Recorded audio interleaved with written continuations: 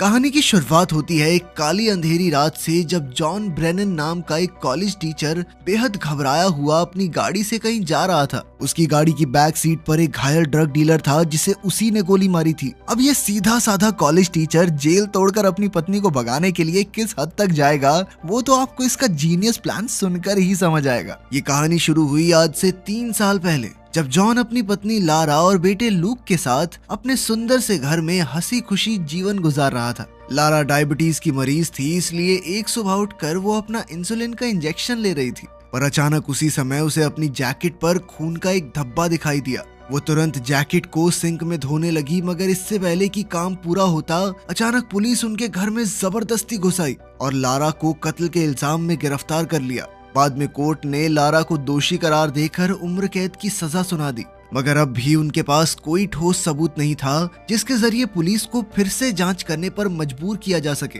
बल्कि सारे मौजूदा सबूत तो लारा के खिलाफ ही थे, जैसे कि उसके ऑफिस की एक कलीग ने उसे कत्ल की जगह से निकलते देखा था। उसकी जैकेट पर लाश के खून के निशान मिले थे और जिस हथियार से कत्ल किया गया था उस पर भी उसकी उंगलियों के निशान मिले। ये सब देखकर वकील ने जॉन से सीधे तौर पर कहा कि चाहे कुछ भी हो जाए, ये जेल से बाहर नहीं आ रही। जिसके बाद जॉन ने सीधे तौर पर उससे कहा कि वो जेल से बाहर तो आएगी। इसके बाद वो लारा से मिलने पहुंचा और वकील की कही हुई बातें बताई। जॉन की आंखें भरी हुई थी, जिसे देखकर लारा पहले ही समझ गई कि अब कुछ नहीं हो सकता और वो फूट फूट कर रोने लगी। खैर, बाद में उस रात जॉन को खबर मिली कि लारा को हॉस्पिटल में भर्ती किया गया है। वो बिना समय गवाए वहां पहुंचा, मगर वहां के स्टाफ ने उसे लारा से मिलने नहीं दिया। तब जॉन ने पुलिस वाले और डॉक्टर के साथ काफी बहसबाजी की और आखिरकार उसे कुछ देर के लिए लारा से मिलने की इजाजत मिल गई। जॉन ने देखा कि लारा को हथकड़ी से बिस्तर पर बांधा गया था और उसकी कलाई पर पट्टी बंधी थी। ये देखते ही वो समझ गया कि लारा यहाँ पर क्यों थी।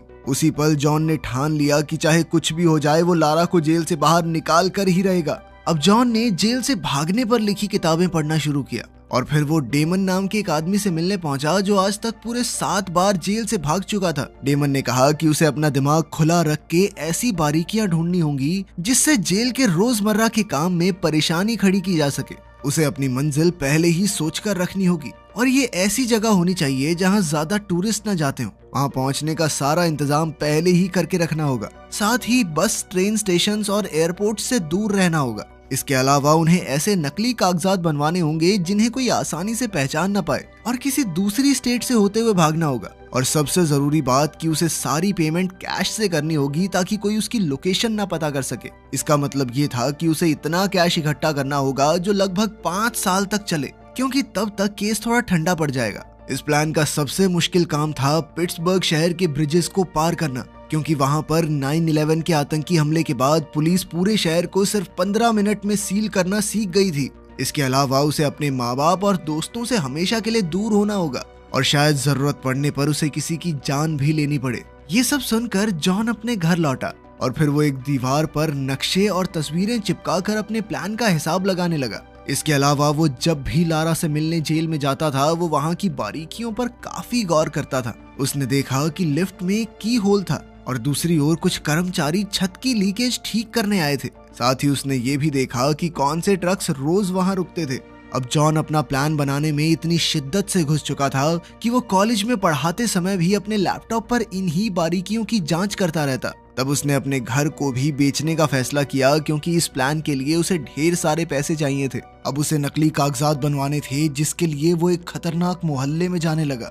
वहां उसने एक डीलर से ऑक्सीकॉन्टिन ड्रग खरीदना शुरू किया और बातों ही बातों में उससे नकली पासपोर्ट बनाने वाले का पता पूछा। काफी कोशिशें करने के बाद उसे एक आदमी मिला जिसने उसे बार में जाकर एक डीलर से मिलने को कहा, लेकिन यहाँ जॉन के साथ धोखा हो गया और कुछ गुंडे उसके पैसे चुरा कर ले गए। तभी बार में बैठे माइक नाम के आदमी ने ये सब देख लिया। खैर, कुछ दिन बाद जॉन एक बार फिर से उसी मोहल्ले में गया और इस बार 2 बाइक्स ने उसका पीछा किया। जैसे ही जॉन घर वापस पहुंचा तो उसके दरवाजे की घंटी बजी। जॉन ने दरवाजा खोला तो माइक उसके सामने खड़ा था। तब माइक ने कहा कि वो उसके लिए नकली पासपोर्ट्स बना सकता है। जॉन ने उसे कुछ तस्वीरें और एडवांस में पैसे दिए और फिर कहा कि आज के बाद मेरे घर वापस मत आना। जॉन ने कहा कि वो किसी और जगह पर पासपोर्ट लेने आएगा। माइक इसके लिए राजी हो गया, लेकिन उसने जॉन से कहा कि अगर मैं दिए हुए टाइम पे नहीं पहुंचा तो तुम वहां से चुपचाप भाग जाना। इसके बाद हम देखते हैं कि जॉन प्लान के मुताबिक एक बंदूक खरीदने पहुंचा और फिर उस दुकानदार से बंदूक चलानी सीखी। फिर अगले दिन वो माइक की बताई हुई लोकेशन पर पासपोर्ट लेने पहुंचा। मगर थोड़ी देर इंतजार करने के बाद जॉन को महसूस हुआ कि माइक लेट हो चुका है, पर फिर भी वो गया नहीं, वहीं बैठा रहा। कुछ ही देर में वहां मौजूद एक गाड़ी चली गई और तभी माइक उससे मिलने आया। माइक ने उसे इतनी देर तक रुकने के लिए डांटा क्योंकि असल में जो गाड़ी अभी गई वो एक पुलिस वाले की थी। खैर फिर उसने जॉन को नकली कागज थमा दिए और कहा कि तुम इस काम के पीछे पागल हो चुके हो और यही पागलपन तुमसे कोई गलती करवाएगा। खैर इसके बाद हम देखते हैं कि जॉन ने एक बम्प की बनानी सीखी, यानी एक ऐसी चाबी जो कोई भी ताला खोल सकती है। उसने इंटरनेट से देखकर ये चाबी बनाई और अगली बार जेल जाने पर इसका इस्तेमाल करने का फैसला किया। जिस दिन वो जेल गया उसने मेटल डिटेक्टर में अपनी बाकी चाबियों के साथ बम्प की भी डाल दी और जब वो डिटेक्टर से आगे बढ़ा तो उसने पुलिस वाले के देखने से पहले ही चुपके से चाबी उठा ली। जब वो बाकी लोगों के साथ हॉलवे में आगे बढ़ रहा था तो जॉन जानबूझकर सबसे पीछे रहा और फटाफट उसने एलिवेटर में चाबी लगाने की कोशिश की, पर बदकिस्मती से चाबी टूट गई और उसका आधा हिस्सा छेद में ही रह गया। जॉन ने उसी पल अपने हाथ में मौजूद दूसरा हिस्सा फेंक दिया और बेकसूर होने का नाटक करते हुए वहां खड़ा हो गया। कुछ ही पलों में एक पुलिस वाले ने वहां आकर ये देख लिया। तभी पुलिस वालों ने बाहर से आए सभी लोगों से पूछताछ करनी शुरू कर दी।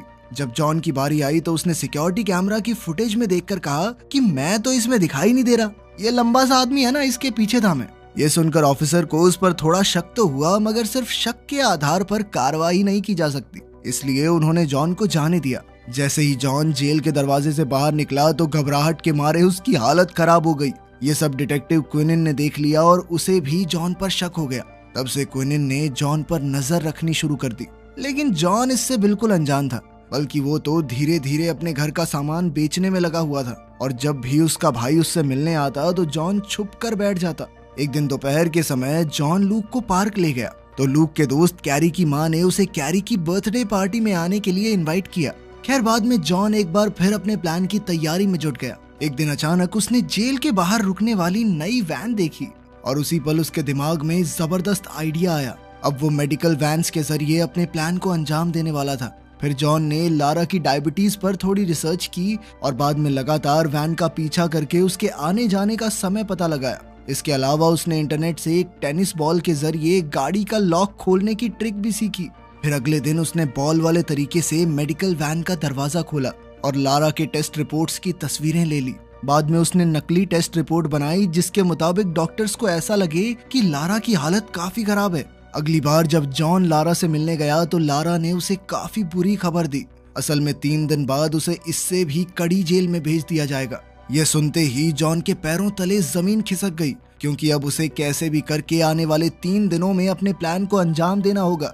उसकी सबसे बड़ी दिक्कत तो पैसों की थी, क्योंकि अब तक उसका घर बिका ही नहीं था। आखिरकार उसने अपनी बंदूक उठाई और एक बैंक लूटने के इरादे से निकल पड़ा, मगर वहां पहुंचकर भी वो बैंक लूटने की हिम्मत नहीं जुटा पाया। बाद में वो फिर से लारा से मिलने गया और कहा कि वो उसे दूसरी जेल में भेजने के खिलाफ अपील करेगा।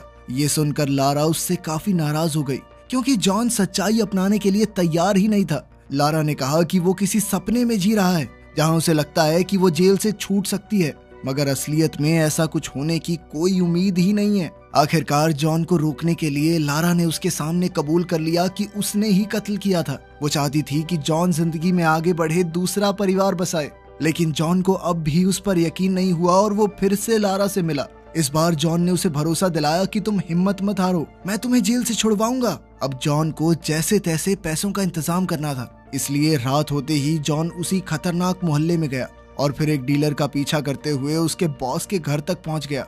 मौका मिलते ही जॉन ने अचानक डीलर को पकड़ लिया और उसे धक्का देकर घर के अंदर घुस गया। इसी दौरान घर के कुत्ते ने उसकी टांग पर काट लिया, लेकिन फिर जॉन ने उन्हें अपनी बंदूक से धमकाया और एलेक्स को कहकर कुत्ते को कमरे में बंद करवा दिया।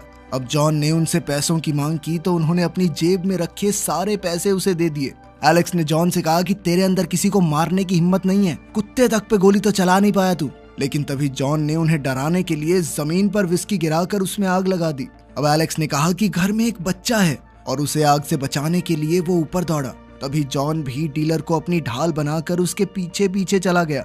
यही चीज जॉन के काम आई, क्योंकि असल में तो एलेक्स ऊपर बंदूक लेने आया था। जैसे ही एलेक्स ने जॉन पर गोली चलाई तो वो डीलर को जा लगी। अब एलेक्स ने फिर से उस पर हमला करने की कोशिश की, मगर जॉन ने पहले ही उसे गोली मार दी। इसके बाद जॉन ने सारे कमरों की तलाशी ली और जल्द ही पैसों से भरा बैग उसके हाथ लग गया। मगर जब वो यहाँ से भाग रहा था तो उसने देखा कि डीलर अब भी जिंदा था और दर्द से करहाते हुए उसकी मदद मांग रहा था। दरअसल यहीं से कहानी की शुरुआत हुई थी, जब जॉन बुरी तरह जख्मी डीलर को अपनी गाड़ी में ले जा रहा था। रास्ते में उसकी गाड़ी की टेल लाइट भी टूट गई थी। खैर, जॉन ने उसे हॉस्पिटल पहुंचाने के बारे में सोचा, लेकिन इससे पहले कि वो कोई फैसला कर पाता, डीलर ने उसकी गाड़ी में ही दम तोड़ दिया। आखिरकार जॉन ने उसकी लाश एक बस स्टॉप पर छोड़ दी और फिर अपने प्लान के मुताबिक एक पार्किंग लॉट में जाकर फेंस काटने में लग गया। उधर एलेक्स के घर में आग लग चुकी थी और जल्द ही पुलिस वहां छानबीन के लिए आ पहुंची।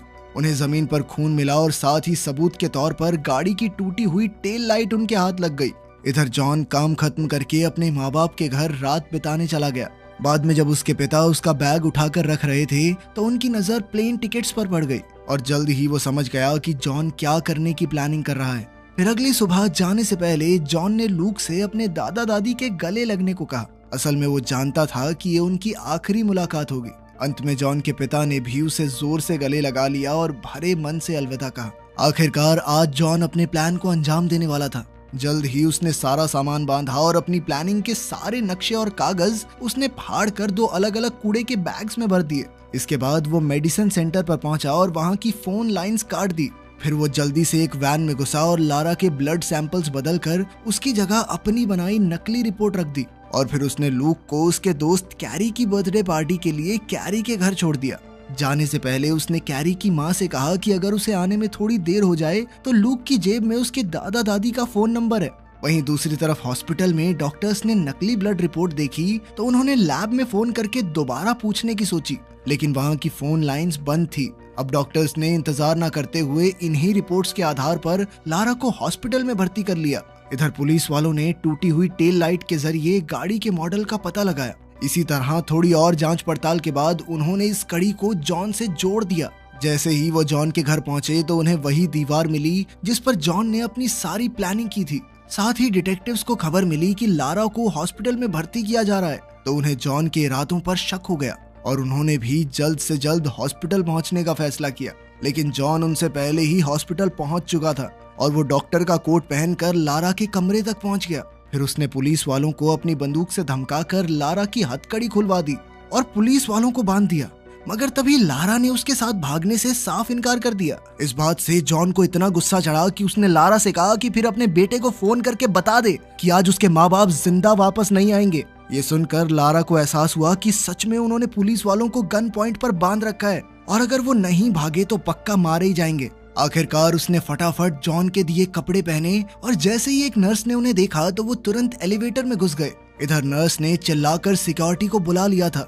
वहीं जॉन और लारा ने अपने सफेद कोट्स उतारे और लॉबी तक पहुंचे, मगर वहां पर डिटेक्टिव्स पहले ही उन्हें पकड़ने के लिए तैयार खड़े थे। उन्हें देखते ही जॉन ने किसी और मंजिल का बटन दबा दिया और डिटेक्टिव सीढ़ियों पर उनका पीछा करने लगे। जैसे ही एलिवेटर का दरवाजा खुला तो जॉन ने उन दोनों के कोट्स सीढ़ियों के पास फेंक दिए और खुद एक बार फिर से एलिवेटर में घुस गया। उनके कोट देखकर डिटेक्टिव्स को लगा कि जॉन और लारा सीढ़ियों से भागकर पार्किंग लॉट में चले गए, इसलिए वो भी तुरंत वहीं पहुंच गए। लेकिन असलियत तो ये थी कि जॉन और लारा फिर से लॉबी में चले गए थे और कुछ ही पलों में हॉस्पिटल के मेन दरवाजे से बाहर निकल गए। जैसे ही वो सड़क पार पहुंचे तो जॉन ने अपनी जैकेट बदल ली और कुछ ही पलों में वो एक बेसबॉल टीम के फैंस की भीड़ में गुम हो गए। ये भीड़ स्टेशन की तरफ जा रही थी। आखिरकार डिटेक्टिव्स के वहां पहुंचने से पहले ही जॉन और लारा ट्रेन में चढ़ गए, मगर मुसीबत अभी खत्म नहीं हुई थी, क्योंकि जॉन जानता था कि अगले स्टेशन पर पुलिस उन्हें पकड़ने का इंतजार कर रही होगी। इसलिए उसने अचानक ट्रेन की इमरजेंसी ब्रेक खींच दी। अब ट्रेन के रुकते ही जॉन और लारा बाहर आ गए और उन्होंने देखा कि वो उसी पार्किंग लॉट के सामने थे जहां जॉन कुछ दिन पहले आया था। जॉन ने फेंस में छेद किया था और इसी छेद के जरिए वो दोनों पार्किंग लॉट में पहुंचे, जहां जॉन की गाड़ी पहले से तैयार खड़ी थी। अब वो बिना समय गवाए फुल स्पीड में निकल पड़े और उन्होंने समय रहते पहला ब्रिज पार कर लिया। अब उनका अगला काम था लूक को उठाना, मगर तभी ये खुलासा होता है कि जॉन एक छोटी सी बारीकी पर गौर करना भूल गया था। असल में जब वो कैरी के घर पर लूक को लेने पहुंचा तो पता चला कि पार्टी तो जू में थी और वो सब अभी तक वापस नहीं लौटे थे। वहीं दूसरी ओर पुलिस वाले जॉन के मोहल्ले में जोरों शोरों से छानबीन कर रहे थे। जल्द ही उन्हें कूड़े का बैग मिला जिसमें जॉन की प्लानिंग के सारे कागज थे।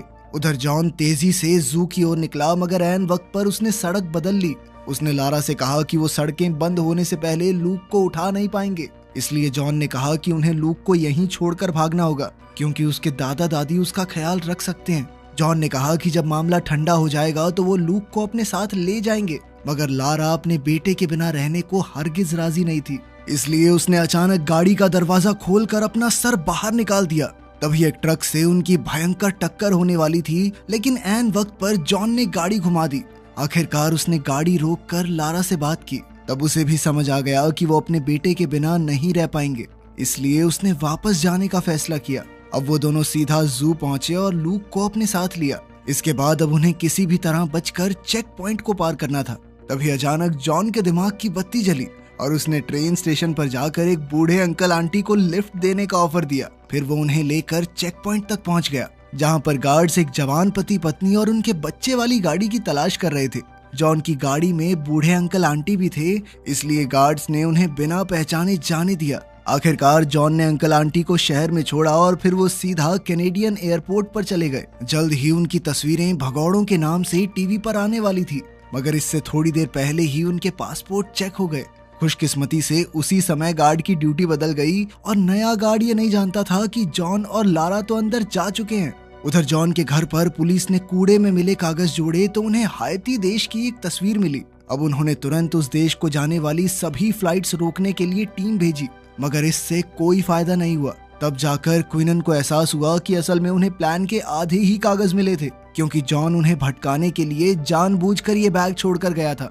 जॉन चाहता ही ये था कि हाइती के नकली सुराग के चक्कर में पुलिस का समय बर्बाद हो और तब तक वो अपने प्लान में कामयाब हो जाए। उधर जॉन, लारा और लूक तो वेनेजुएला की फ्लाइट में बैठ चुके थे।